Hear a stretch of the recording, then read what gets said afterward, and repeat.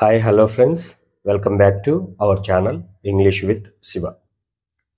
ఈరోజు ఈ వీడియోలో మనం డిగ్రీ సెకండ్ సెమిస్టర్కి సంబంధించిన ఇంగ్లీష్ టెక్స్ట్ బుక్ నుంచి ఒక టాపిక్ టైటిల్ వచ్చి the best investment I ever made. So దీని గురించి మనం మాట్లాడదాం. చదివాను, స్టోరీ చాలా బాగా అనిపించింది. ఎవరైతే ఈ డిగ్రీ సెకండ్ సెమిస్టర్ చదువుతున్నారో వాళ్ళకు కూడా ఇది యూజ్ అవుతుందనే ఉద్దేశంతో మీకు తెలుగులో ఒక స్టోరీ లాగా చెప్పాలనుకుంటున్నాను. Coming to the topic the best investment I ever made. So దీనిని ఏజే క్రోనిన్ అనే ఆయన రచించాడనమాట. ఏజే క్రోనిన్ అనే ఆయన స్కాట్లాండ్కి సంబంధించిన ఆయన, స్కాట్లాండ్ రైటర్. అండ్ అంతేకాకుండా ఈయన వృత్తిపరంగా ఫిజిషియన్, ఒక డాక్టర్ ఈయన. అలాగే ఈయన రైటింగ్స్ మీద ఎక్కువ ఇంట్రెస్ట్తో కొన్ని రచించారు. అందులో నుంచి ఒకటి the best investment I ever made. So ఇందులో ఒక యంగ్ మెన్ సూసైడ్ అటెంప్ట్ చేస్తే ఆ యంగ్ మెన్ని సేవ్ చేసి, అలాగే ఆ యంగ్ మెన్ సూసైడ్ చేసుకోవడానికి రీజన్స్ కనుక్కొని ఈయన కొద్దిగా అమౌంట్ అనేది ఆ యంగ్ మెన్కి హెల్ప్ చేస్తాడనమాట. సో ఇది ఇందులోని స్టోరీ అనమాట. ఇది ఓవరాల్ చెప్పాను నేను. సరే, ఇప్పుడు నేను మొత్తం స్టోరీ మీకు చెప్తాను, విను. ఈ ఏజే క్రోనిన్ అనే రైటరు ఒకసారి న్యూయార్క్ నుంచి షిప్లో బయలుదేరుతారు. షిప్ జర్నీ అనేది చేస్తారనమాట. ఈ షిప్ జర్నీ చేసేటప్పుడు ప్రామినెంట్ డెక్ అని, అంటే షిప్లో పై అంతస్తులో కొద్దిగా ముందుకున్న ఓపెన్ ప్లేస్లో ఈయన వాక్ చేస్తూ ఉంటారనమాట. అటు ఇటు తిరుగుతూ ఉంటారనమాట. ఎవరు? మన రైటర్ ఏజే క్రోనిన్. సో ఈయన వాక్ చేస్తూ ఉన్నప్పుడు ఒక వ్యక్తి ఈయనను అబ్జర్వ్ చేస్తూ ఉంటాడనమాట. సో 1-2 సార్లు అబ్జర్వ్ చేసిన తర్వాత ఈయన అనుకుంటాడు, ఎవరు ఈ వ్యక్తి నన్నే అబ్జర్వ్ చేస్తూ ఉన్నాడు అని మన రైటర్ ఏజే క్రోనిన్ అనుకుంటాడు అనమాట. సో అనుకున్న తర్వాత ఇప్పుడు ఆ వ్యక్తిని చూస్తే యాక్చువల్గా ఈయనతో వచ్చి మాట్లాడాలి, ఈయనతో టైం స్పెండ్ చేయాలనే ఉద్దేశంతో చూస్తున్నట్లు ఏజే క్రోనిన్ జడ్జ్ చేయగలుగుతాడనమాట, అనుకుంటాడనమాట.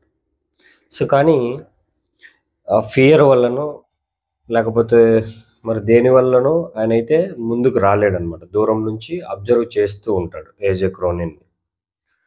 సో ఇలా చూస్తూ ఉన్న కొద్ది టైం తర్వాత కొద్ది రోజులు గడుస్తూ ఉంటాయి అలాగే షిప్ జర్నీలో. సో కొన్ని రోజుల తర్వాత ఏజే క్రోనిన్ ఆయన్ని అబ్జర్వ్ చేస్తాడు. బాగా అబ్జర్వ్ చేసిన తర్వాత ఆయనను జడ్జ్ చేయగలుగుతాడు. ఎలాగంటే ఈయన ఎవరో నన్ను అబ్జర్వ్ చేస్తున్నారు, ఈయన అరౌండ్ 40 years ఏజ్ ఉంటుంది ఈయనకి, చూడ్డానికి చాలా బాగా కనిపిస్తున్నాడు. అలాగే హెయిర్ అనేది ఇప్పుడిప్పుడు వెళ్ళిపోతూ ఉంది ఆయనకి. మంచి సూట్ వేసుకొని ఉన్నాడు, ఒక బ్లూ ఐస్తో ఉన్నాడు. ఇలాగా ఆయనను అబ్జర్వ్ చేస్తాడనమాట ఎవరు? మన రైటర్ ఏజే క్రోనిన్. సో అబ్జర్వ్ చేసిన తర్వాత ఆ రోజు అలా గడిచిపోతుంది. నెక్స్ట్ డే మళ్ళీ ఏజే క్రోనిన్ని ఆయన అబ్జర్వ్ చేస్తూ ఉంటాడనమాట. ఈసారి అతను ఒక్కడే కాకోకుండా ఇంకొక ఆమె కూడా ఆయనకి యాడ్ అవుతుంది. సో ఇద్దరు కలిసి ఏజే క్రోనిన్ని ఆ షిప్లో అబ్జర్వ్ చేస్తూ ఉంటారనమాట. ఆమె కూడా ఎగ్జాక్ట్గా ఆయన వయసే ఉండొచ్చు అని అనుకుంటాడు. అలాగే ఆమె కూడా మంచి డ్రెస్సింగ్లోనే ఉంది, బ్రౌన్ కలర్ హెయిర్తో ఉంది. ఇవన్నీ కూడా ఏజే క్రోనిన్ అబ్జర్వ్ చేస్తాడు వాళ్ళిద్దరి గురించి. సో ఇది ఇలా జరుగుతూ ఉంటే ఈ డిన్నర్ బెల్ అనేది మోగుతుంది అనమాట షిప్లో. బల్గర్ అంటారు అనుకుంటా, ఐ థింక్. సో ఈ డిన్నర్ బెల్ మోగినప్పుడు అందరూ డిన్నర్కి వెళ్ళినప్పుడు అక్కడ సర్వెంట్స్, స్టివార్డ్స్ ఉంటారు కదా, ఆ స్టివార్డ్స్ను మన ఏజే క్రోనిన్ అడుగుతారనమాట. సో ఎవరు వాళ్ళిద్దరు అని అడిగితే స్టివార్డ్ అనేది వీళ్ళ గురించి ఇన్ఫర్మేషన్ ఇస్తారు. వాళ్ళు Mr and Mrs Jones వాళ్ళ పేర్లు. అండ్ వాళ్ళు లండన్‌లో ఉంటారు. ఒక చిన్న ఏరియాలో అని చెప్తారు. సో, ఈ విధంగా ఈ మన ఏజే క్రోనిన్‌ని అబ్జర్వ్ చేసే వాళ్ళైతే Mr and Mrs Jones వీళ్ళు అబ్జర్వ్ చేస్తూ ఉంటారు. ఇలా రోజులు గడుస్తూనే ఉంటాయి. వీళ్ళు అబ్జర్వ్ చేస్తూనే ఉంటారు. వీళ్ళు అబ్జర్వ్ చేసేది ఏజే రైటర్ గారు కూడా అబ్జర్వ్ చేస్తూ ఉంటారు. సరే ఇంక రేపటితో జర్నీ కంప్లీట్ అవుతుంది అనంగా ఒకరోజు ముందు రోజు ఈవినింగ్ ఈ జాన్ అనే ఆయన డేర్ చేయలేరు. వాళ్ళ వైఫ్ ఎవరైతే ఉన్నారో మిసెస్ జాన్ యెస్. సో, ఈమె ఏం చేస్తుందంటే వాళ్ళ హస్బెండ్‌కి కొద్దిగా ధైర్యంగా ఏదో చెవిలో చెప్పి, గట్టిగా ఆయన హ్యాండ్ గట్టిగా హోల్డ్ చేసి ఆహ్, మన రైటర్ ఏజే క్రోనిన్ దగ్గరికి తీసుకొస్తుందనమాట. సో, తీసుకొచ్చిన తర్వాత వాళ్ళు ఇంట్రొడ్యూస్ చేసుకుంటారు వాళ్ళని వాళ్ళకు. సో, ఇంట్రొడ్యూస్ చేసుకున్న తర్వాత ఈ జాన్ ఒక విజిటింగ్ కార్డ్ తన పాకెట్‌లో నుంచి తీసి మన ఏజే క్రోనిన్ గారికి ఇస్తారనమాట. ఇచ్చి కనీసం కార్డ్ చూసిన తరువాతైనా తననేమన్నా గుర్తుపట్టగలడేమో అనే రకంగా ఒకేసారి అబ్జర్వ్ చేస్తూ ఉంటారనమాట. జాన్ అనే ఆయన ఏజే క్రోనిన్‌ని అబ్జర్వ్ చేస్తూ ఉంటారు. బట్ ఈయన ఏజే క్రోనిన్ గుర్తుపట్టనట్లే ఉంటాడనమాట. యాక్చువల్‌గా ఆయనకు గుర్తుండదు కూడా. సో, గుర్తుండకపోయేసరికి ఇంకా ఇలా కాదని గట్టిగా ఒక శ్వాస తీసుకొని, కొద్దిసేపు నాకు టైమ్ ఇవ్వండి. నేను మీతో మాట్లాడాలి అని వైఫ్ అండ్ హస్బెండ్ ఏజే క్రోనిన్‌ని రీచ్ అవుతారు. సో, తర్వాత కూడా కొన్ని విషయాలు చెప్పడానికి ట్రై చేస్తాడు. చేస్తున్నప్పటికి కూడా ఏజే క్రోనిన్‌కనేది గుర్తుకు రావట్లేదనమాట. ఎవరు ఈయన? సో, ఫైనల్‌గా ఏజే క్రోనిన్ చెవి దగ్గరికెళ్ళి జాన్ అనేది ఆయన కొన్ని విషయాలు చెప్తాడనమాట ఏజే క్రోనిన్ గారికి చెవిలో. చెప్పిన తర్వాత ఇమ్మీడియేట్‌గా ఏజే క్రోనిన్ గారికి గుర్తుకొస్తుంది. ఒక 25 ఇయర్స్ బ్యాక్ ఎళ్ళిపోతారనమాట. అంటే ఒక ఫ్లాష్ బ్యాక్‌లోకి వెళ్ళినట్లు. అంటే ఈయనకు, ఆయనకున్న పరిచయము 25 ఇయర్స్ బ్యాక్ అనమాట. ఈ 25 ఇయర్స్ బ్యాక్‌కి ఈ స్టోరీ అనేది వెళ్తుందనమాట. అప్పటికి మన రైటర్ ఏజే క్రోనిన్ రీసెంట్‌గా ఈ మెడిసిన్ మీద కోర్స్ అనేది కంప్లీట్ చేసుంటారనమాట. అప్పుడప్పుడే ప్రాక్టీస్ పెట్టుకొని ఉంటారనమాట. మనకందరికీ తెలిసిందే. మెడిసిన్‌కి చాలా డబ్బులు ఖర్చవుతాయి అది చేయడానికి.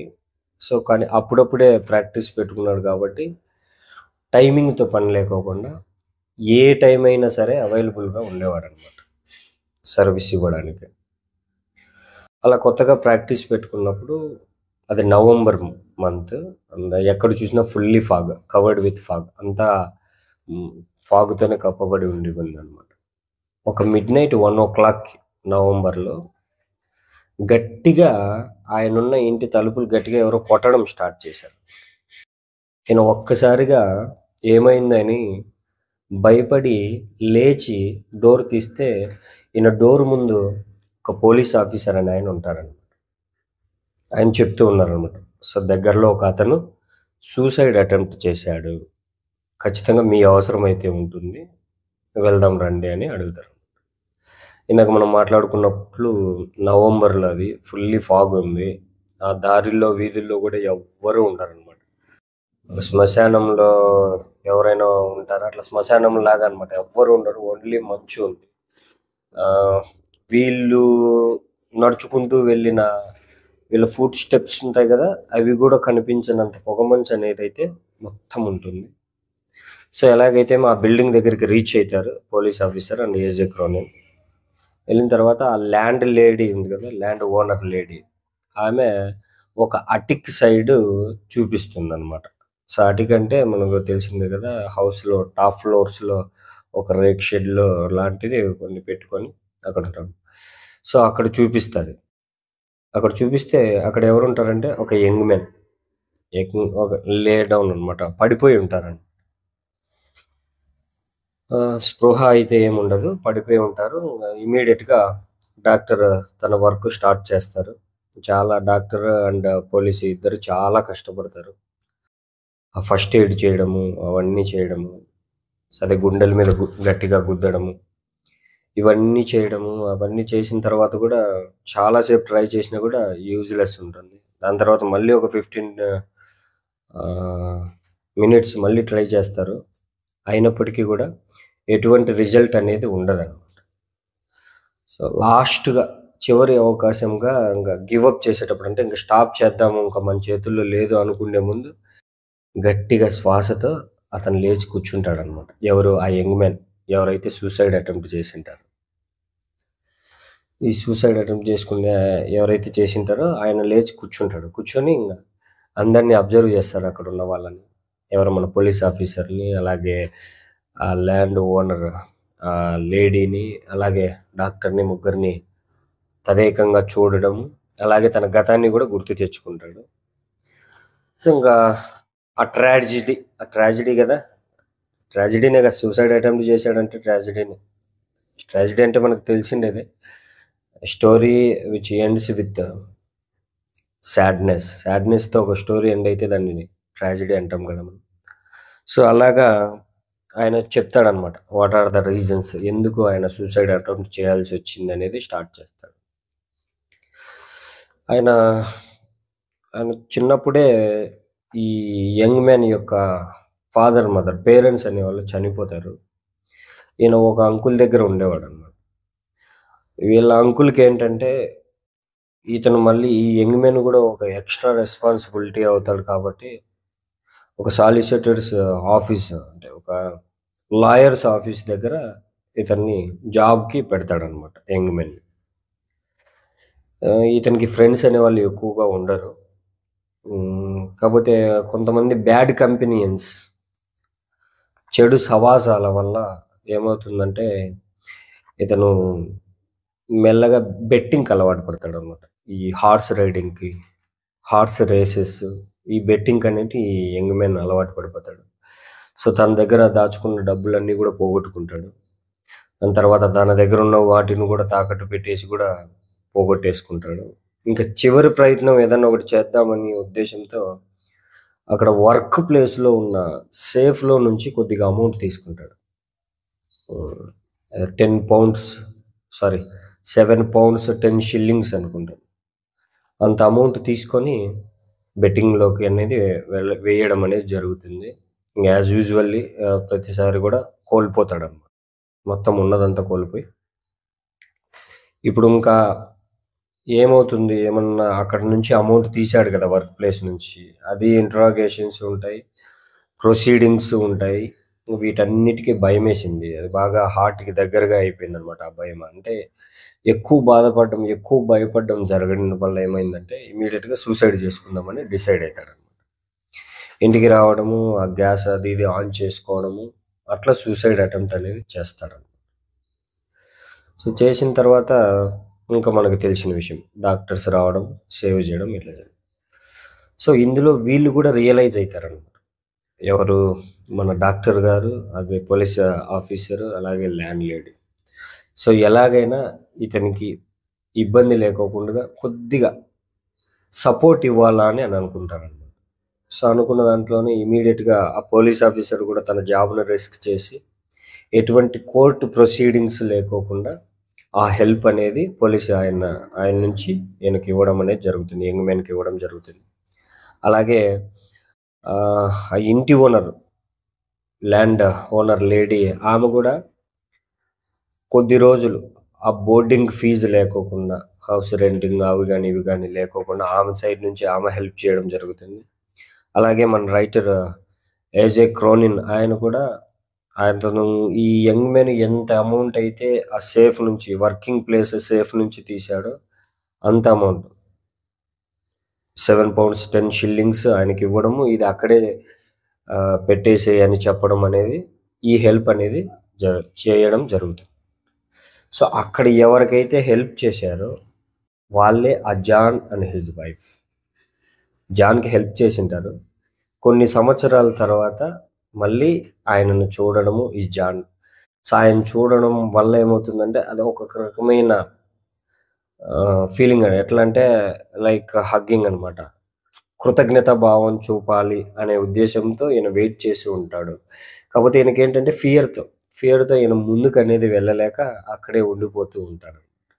సో, ఆ సంఘటన తర్వాత ఈ జాన్ అనే వ్యక్తి చాలా మారిపోయి ఈయన చాలా చోట్ల ఆహ్, రీక్రియేషనల్ క్యాంప్స్ అనేటివి కండక్ట్ చేస్తూ ఉంటారు. లాస్ట్ 15 ఇయర్స్‌గా ఇదే వర్క్ చేస్తూ ఉంటారు. Both wife and husband. John and Mr and Mrs John and S. So, 15 ఇయర్స్‌గా రీక్రియేషనల్ క్యాంప్స్. ఎవరైతే యూత్ చెడు మార్గంలో ఉంటారో వాళ్ళందరికీ క్యాంప్స్, యూత్ క్యాంప్స్ కండక్ట్ చేయడము, ఆర్గనైజ్ చేయడము, వాళ్ళని మోటివేట్ చేయడము, వాళ్ళని సెటిల్ చేయడము. ఎవరైతే ప్రిజనర్స్‌లో ఉంటారో లేకపోతే సెటిల్మెంట్ హౌసెస్ అని ఉంటాయి. కొన్ని చర్చెస్ కొంతమందిని చదివిస్తూ ఉంటుంది. వాళ్ళను గూడా చేంజ్ చేయడము. సో, వాళ్ళలో గూడా మంచి ఆహ్, నడవడికని తీసుకురావడం కోసం చేయడం. ఇవన్నీ లాస్ట్ 15 ఇయర్స్‌గా చేస్తూ ఉంటారనమాట. ఇప్పుడు ఈ జర్నీలో కూడా వాళ్ళు ఈ క్యాంప్స్‌ని కండక్ట్ చేయడానికే ఈయనతో పాటు జర్నీలో ఆ షిప్‌లో జర్నీ చేస్తూ ఉంటారనమాట. సో, ఇంత గొప్ప వ్యక్తులు అయిపోతాడనమాట. ఆ young men becomes the John. John అయిపోతాడనమాట. సో, అప్పుడు మన రైటరు ఒక్కసారిగా ఇదంతా విన్న తర్వాత చాలా హ్యాపీగా ఫీల్ అయిపోతాడు. అప్పటి వరకైతే ఫుల్ ఆఫ్ సైలెన్స్ అయిపోతాడు అంత మొత్తం.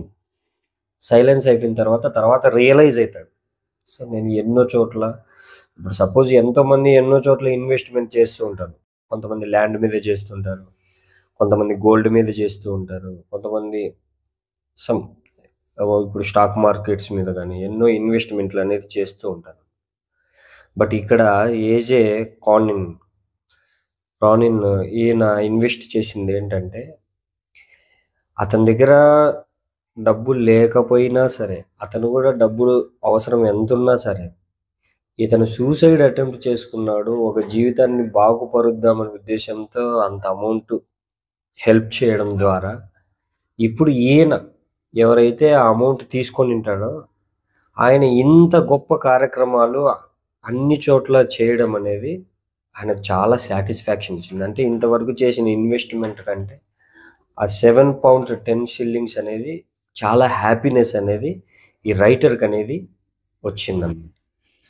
సో, మనకు కూడా అంతే ఎవరికైనా హెల్ప్ చేస్తే ఆ వచ్చే హ్యాపీనెస్ అనేది మనం మాటల్లో చెప్పలేమేమో. సో, అలాంటి అనుభూతిని ఏజే క్రానిన్ అనే ఆయన పొందుతాడన్నమాట. This is briefly about the story of the best investment I ever made. నాకు తెలిసి ఇది డిగ్రీ సెకండ్ సెమిస్టర్ వాళ్ళకి యూజ్ అవుతుందనే అనుకుంటున్నాను. Thank you so much. And ఎవరైతే ఈ వీడియో చూస్తున్నారో దయచేసి లైక్ చేయండి అండ్ సబ్స్క్రైబ్ చేయండి.